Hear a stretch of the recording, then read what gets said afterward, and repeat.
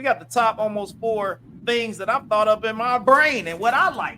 So this week, I decided I'm gonna go with top female hip hop movie performances.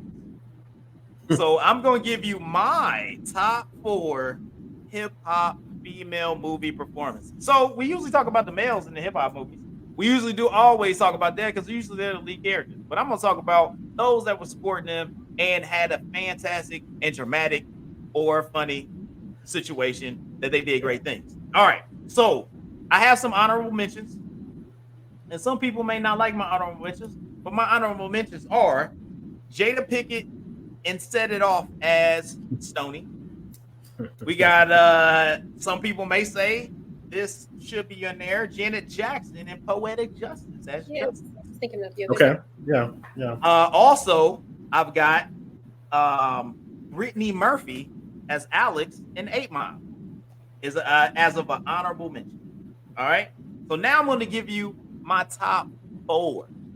At number 4, I'm gonna give it up for Taji P. Henson as Yvette in Baby Boy.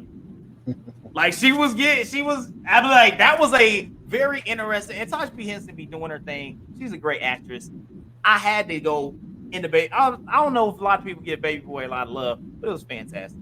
Yeah. Good movie. Yeah. All right. So number 3, I give it Taryn Manning in Hustle and Flow as Nolia. So I was like, hey, that one was wilding. I was like, yo, this little 100-pound white girl was killing it in Hustle and Flow. I was like, all right, doing the dang on thing. She played very well off of your main. You know what I'm saying? He was doing his thing off your main. He was doing his thing. So that was at number 3. So number 2, I give it up for Reva Styles, aka Angela Bassett, aka Wakanda Forever, out here in Boys in the Hood. You know what I'm saying? Boys in the Hood. She was killing it. She was my mama. I was like, yo, that's every black mama. Like, yo, you gotta get over here. You better go see your daggone stepdaddy. You need to learn how to be a man. Like, you know what I'm saying? She was on it, man. She was doing a thing. That was legit.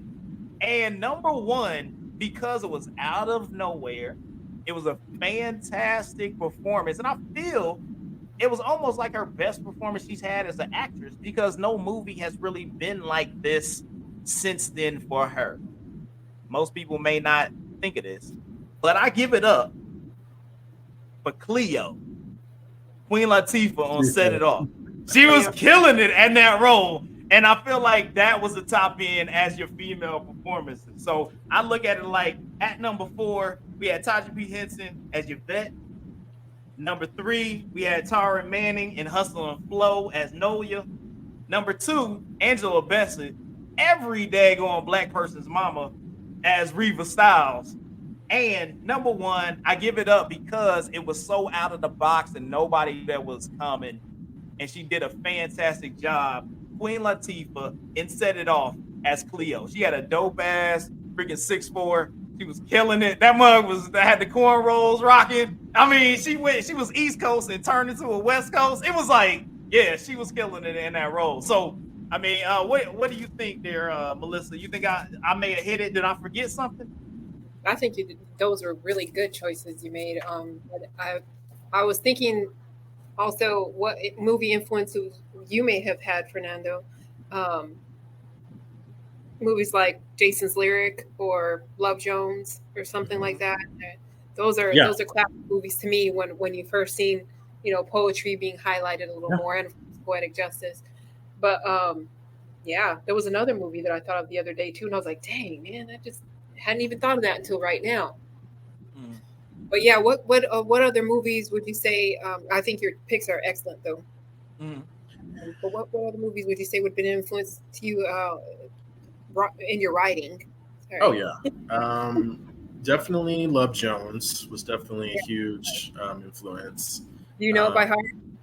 Hey, baby, and I'll be I got you, cute girl, that you're the You the shit girl. shit girl, and I'm digging you left and right. Yes. And you know that, man. I was like, yes. Yes. Yes, no, definitely. I definitely like that. Brown Sugar with Yeah. Oh Charlie yeah, and brown Jay sugar. Diggs. Sure. I would say that that's a great one. And then also, I would definitely say Alfred Woodard and Crooklyn. I think Okay. Yep. that Yep. was a Yep. huge Yeah. film and just very dramatic and very spot on. Mhm. Um, and Yep. then also just growing up as a I was the youngest. I'm the youngest grandchild. Mhm. So like movies like Soul Food were so Oh yeah. huge Sure. because For it was sure. very much like you saw your family in that. I mean, what family didn't have Sunday dinner? And then of course Mhm. when you have like spats and you go back and forth with your family, like y'all always Oh come yeah. together. So I Always. Always. definitely is definitely one of my favorite movies, and I every time it comes on, or like now it's on Hulu and Netflix now, so like I can watch it Yep. whenever I want to now. So like Yep. that's Always good times. Yeah, for sure. If I would have just panned it as full black movies, it would have been probably a totally different list. But I tried to keep it more in that hip hop grimy, or saying in that area 8 with it. Mile. I mean, I really like that character she played. Brittany Murphy played in Yeah. 8 Mile. 8 Mile Yeah. in general, that movie was awesome to Yeah. me. And I've had so many jobs in my life. My first job was paper route, and I worked in a factory. I used to clean. I had so many jobs, hard jobs, labor jobs Yep. Yep. before that's where I'm at now. Mm. But specifically, when I first watched 8 Mile, I don't write as much music as I used to. I need to get back into it, which I'm so glad my friend Allie, she makes a lot of art and she made my pens. And I said, I need to put these to good use. Mm. But I used to write more music and more poetry and things like that. And just, I guess I write more for school than I do now Mm. I think it would help as a form of therapy.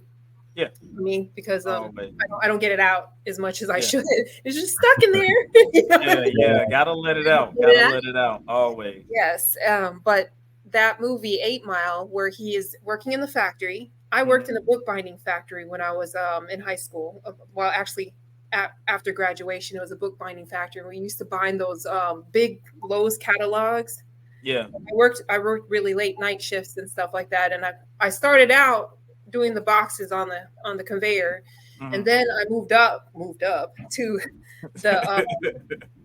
the shrink wrap machine, and this machine was very dangerous. It chops down and it cuts the Right. Right. You have to put the book in, slide it in enough to move your hands, and it chops down, and it goes through a shrink wrap heated thing where it kind of like melts the plastic to the book. Right. Right. But it's something you don't want to do when you're a little tired. Yeah. Understandable. But the sound of that do is how I actually wrote one of my songs. And wow. So when I first saw that 8 Mile, I was like, oh, I feel that. Yeah. You hear beats, it's street sounds, it's things around you. Right.